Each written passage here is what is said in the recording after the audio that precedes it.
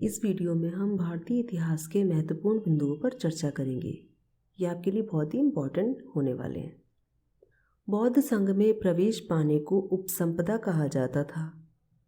बौद्ध धर्म के त्रिरत्न थे बुद्ध, संघ, धम्म। शून्यवाद के प्रवर्तक नागार्जुन और विज्ञानवाद के प्रवर्तक मैत्रेयनाथ थे। बेलुवन और जेतवन वह स्थान थे जहाँ महात्मा बुद्ध वर्षा काल में निवास करते थे। प्रतीत्य समुत्पाद बुद्ध के उपदेशों का सार और उनकी संपूर्ण शिक्षा का आधार स्तंभ है। बुद्ध के नज़दीकी शिष्यों में आनंद, उपाली, सारिपुत्र, मौदगलायन और देवदत्त थे। बुद्ध के अनुयायी शासक थे बिंबिसार, प्रसेनजित, उदयन। बुद्ध ने सर्वाधिक उपदेश श्रावस्ती में दिए। कमल और सांड बुद्ध के जन्म का, घोड़ा गृहत्याग का, पीपल ज्ञान का, पदचिन्ह निर्माण का एवं स्तूप मृत्यु का प्रतीक है। गृहपति और गृहपत्नी जो भागवत धर्म का अनुसरण करते थे भागवती एवं भागवतम कहे जाते थे। भागवत धर्म का प्रथम विदेशी उपासक यूनानी दूत तक्षशिला निवासी हेलियोडोरस था। सातवर्षम वासुदेव को कहा जाता था। कृष्ण वृष्णि कबीले से संबंधित थे। कृष्ण का वासुदेव नाम पाणिनि के समय से मिलता है। सातवत जाति में ही भागवत संप्रदाय का उदय हुआ। अवतारवाद का सर्वप्रथम स्पष्ट उल्लेख भगवत गीता से मिलता है। जब कृष्ण विष्णु का तादाद में नारायण से स्थापित हुआ तो वैष्णव धर्म का एक नया नाम पंचरात्र धर्म प्रकाश में आया। वैष्णव धर्म में ईश्वर को प्राप्त करने के लिए भक्ति पर जोर दिया गया है। वैष्णव धर्म में मंदिर एवं मूर्ति पूजा को विशेष महत्व दिया गया है। विष्णु के अवतारों में कृष्ण का नाम नहीं है। वासुदेव को व्यापक होने के कारण विष्णु, विजयी होने के कारण जिष्णु, दुख और पाप हरने के कारण हरि, अपनी ओर आकृष्ट करने के कारण कृष्ण, बैकुंठ धाम के अधिपति होने के कारण बैकुंठ एवं क्षर अक्षर पुरुष से उत्पन्न होने के कारण पुरुषोत्तम कहा गया है। गुप्त काल में वैष्णव धर्म अपने चरमोत्कर्ष पर पहुंचा। दक्षिण में इस धर्म प्रचार प्रसार वेंगी के पूर्वी चालुक्यों एवं राष्ट्रकूटों के समय में हुआ। दक्षिण भारत में आलवार संतों ने इस धर्म का प्रचार किया। जस्टिन के अनुसार चंद्रगुप्त के अधीन संपूर्ण भारत था।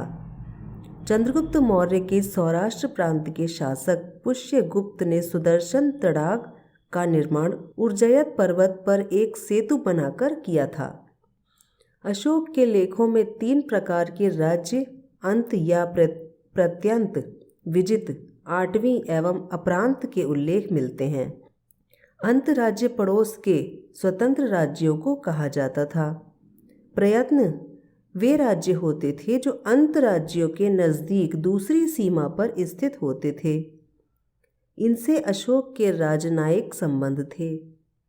विजित, आठवीं इन जातियां अर्ध स्वतंत्र होती थीं। अपरांत जातियां राज्य की सीमा पर विद्यमान अधीन जातियां थीं। अशोक ने अपने शासनकाल में 25 बार बंदियों को मुक्त किया था। अशोक के राज्य के सीमावर्ती राज्य थे चोल, पांड्य, सत्यपुत्र, केरल पुत्र, ताम्रपर्णी, यवनराज आदि। अशोक ने जनसाधारण की भाषा पाली का प्रयोग किया। अशोक ने अपने राज्याभिषेक के 8वें वर्ष से लेकर 10वें वर्ष के बीच बौद्ध धर्म ग्रहण किया। अशोक ने बौद्ध धर्म प्रचारकों ने इस धर्म को मध्य एशिया, चीन, जापान, तिब्बत, बर्मा, थाईलैंड और कंबोडिया में पहुंचाया। अशोक ने राष्ट्रीय भाषा के रूप में पाली और राष्ट्रीय लिपि के रूप में ब्राह्मी को अपनाया। सांची, सारनाथ और कौशाम्बी स्तंभ लेखों में अशोक के उन आदेशों का उल्लेख है जिनमें वे महामात्रों को संघ भेद रोकने की आज्ञा देते थे। रानी के स्तंभ लेख कौशाम्बी में अशोक की पत्नी करुवाकी द्वारा किए गए दान का वर्णन है। अशोक के एरीगुडी अभिलेख में ब्राह्मी लिपि दाएं से बाईं ओर लिखी गई है। अशोक के महास्थान लेख से अन्न भंडार के विषय में जानकारी मिलती है। अशोक के एकाश्मक स्तंभों का सबसे अच्छा उदाहरण सारनाथ का सिंह स्तंभ है। संकिसा स्तंभ के शीर्ष पर हाथी बना है। रुमिंदेई का स्तंभ सबसे छोटा, केवल 21 फीट ऊंचा है। इसके शीर्ष पर घोड़ा बना है। रामपुरवा स्तंभ के लेख युक्त शीर्ष पर सिंह बना है। रामपुरवा स्तंभ के लेख विहीन शीर्ष पर वृषभ बना है। 1837 में अशोक के लेखों का सर्वप्रथम जेम्स प्रिंसेप ने पढ़ा। 1750 में टीफेंतलर ने सबसे पहले दिल्ली के अशोक स्तंभ का पता लगाया। अशोक के 2 लिपियों के शिलालेख ग्रीक और अरामेइक शार कुना यानी कंधार से प्राप्त हुए हैं। भाब्रू शिलालेख बैराट पर्वत की चोटी पर स्थित एक शिलाखंड पर अंकित था। यहीं से अशोक के बौद्ध धर्म स्वीकार करने का उल्लेख मिलता है। मौर्य काल में सर्वाधिक वेतन 48,000 पण एवं सबसे कम वेतन 60 पण था। प्रवहण एक प्रकार का सामूहिक समारोह था। रंगोपजीवी एवं रंगोपजीवनी क्रमशः पुरुष कलाकार एवं स्त्री कलाकार को कहा जाता था। फायान के अनुसार अशोक ने 8 पुराने स्तंभों को खुदवाकर उनके अवशेषों पर करीब 84,000 स्तूप बनवाए थे। अधिकारियों की धर्म प्रचार यात्रा को अनुसंधान कहा गया। अर्थशास्त्र में शूद्रों को आर्य कहा गया। पतंजलि के महाभाष्य से पता चलता है कि मौर्य काल में देवताओं की मूर्तियों को बेचा जाता था। मौर्य साम्राज्य के पतन के उपरांत ब्राह्मण साम्राज्य का उदय हुआ।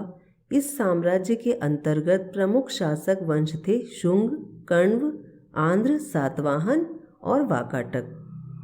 गुर्जरा एवं मास्की अभिलेख में अशोक का नाम अशोक मिलता है। शेष अभिलेखों में अशोक का नाम देवानाम प्रियदर्शी उल्लिखित है। ऐसी स्त्रियां जो घर के बाहर नहीं निकलती थीं कौटिल्य ने अनिष्कासिनी कहा। मौर्यकालीन पुलिस को रक्षिन कहा गया। मौर्य काल में पहली बार दासों को कृषि कार्य में संलग्न किया गया। उपदा परीक्षण द्वारा राजा मंत्रियों एवं पुरोहितों की नियुक्ति के पूर्व उनका चारित्रिक परीक्षण करता था। राज्य के सप्तांग सिद्धांत को चाणक्य ने प्रतिपादित किया था। भारतीय ग्रंथों में वैक्ट्रियन को यवन, पार्थियन को पहलव, सीथियन को शक एवं यूची जाति को कुषाण कहा गया। भारतीय यूनानी शासक मेनांडर ने बौद्ध धर्म एवं हेलियोडोरस ने भागवत धर्म स्वीकार किया। भारतीय यूनानियों ने ही सर्वप्रथम सोने के सिक्के जारी किए एवं उन पर लेख उत्कीर्ण करवाए। यवनिका संस्कृत के नाटकों में पटाक्षेप के लिए प्रयोग होने वाला यूनानी शब्द है। पहला ईसाई धर्म प्रचारक सेंट थॉमस पहलव शासक गोंदोफर्निस के समय में भारत आया था। शक शासक रुद्रदामन का जूनागढ़ अभिलेख संस्कृत भाषा का प्रथम सबसे बड़ा अभिलेख है। हिंदुकुश पर्वत के दक्षिण तरफ सर्वप्रथम तांबे के सिक्के चलाने का श्रेय कुजुल कटफिसेस को दिया जाता है।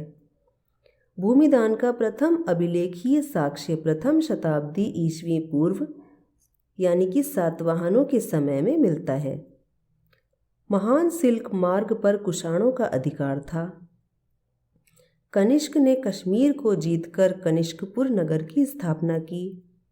कुषाणों के समय में राजतंत्र में दैवी तत्वों का समायोजन किया गया एवं इस वंश के राजाओं को देवपुत्र कहा गया।